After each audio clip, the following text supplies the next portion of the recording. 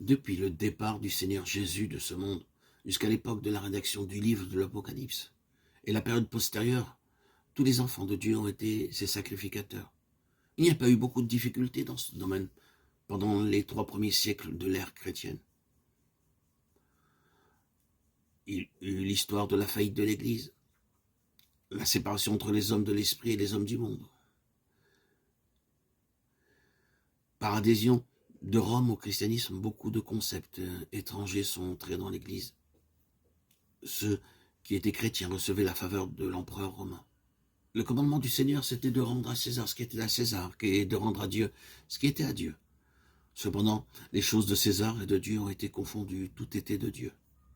Ce fut une victoire pour le christianisme lorsque Constantin est devenu chrétien. Cependant, à partir de cette époque, l'Église s'est corrompue. Durant les persécutions déclenchées par Rome, des milliers de martyrs sont morts. À cette époque, il était redoutable de se déclarer chrétien. Mais plus tard, cela est devenu une chose populaire et beaucoup de personnes ont été introduites dans l'Église. Le peuple de Dieu s'est accru, mais le nombre de ceux qui ont servi Dieu n'a pas augmenté. Il est possible de se mêler à la foule comme chrétien, mais il n'est pas possible de le faire pour servir Dieu en tant que prêtre. La séparation entre les hommes de l'esprit et les hommes du monde. Il s'est donc produit un grand changement au IVe siècle. Il s'est introduit dans l'Église les gens qui étaient en partie croyants tout en étant les puissants de ce monde. Ils n'avaient aucune intention de servir Dieu. La classe de ceux qui s'occupaient du service spirituel a donc été établie. Nombreux étaient ceux qui pouvaient dire « Nous sommes des séculiers. Vous, occupez-vous du service spirituel. » C'est ainsi que beaucoup se sont détournés du service de Dieu.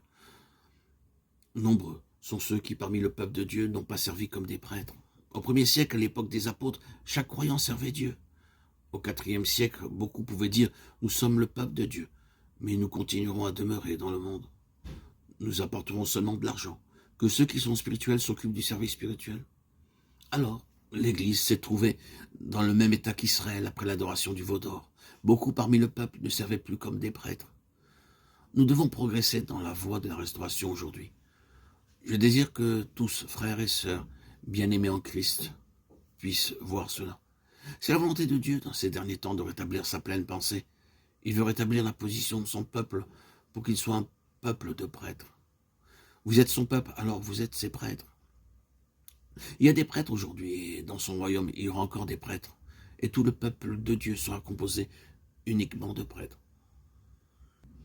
Je voudrais donc que nous tous, frères et sœurs, bien-aimés en Christ, nous puissions considérer que nous sommes tous des sacrificateurs. Ne vous attendez pas à ce que les autres le soient pour vous. Il n'y a pas de classe d'intermédiaire parmi nous. Vous devez servir Dieu directement.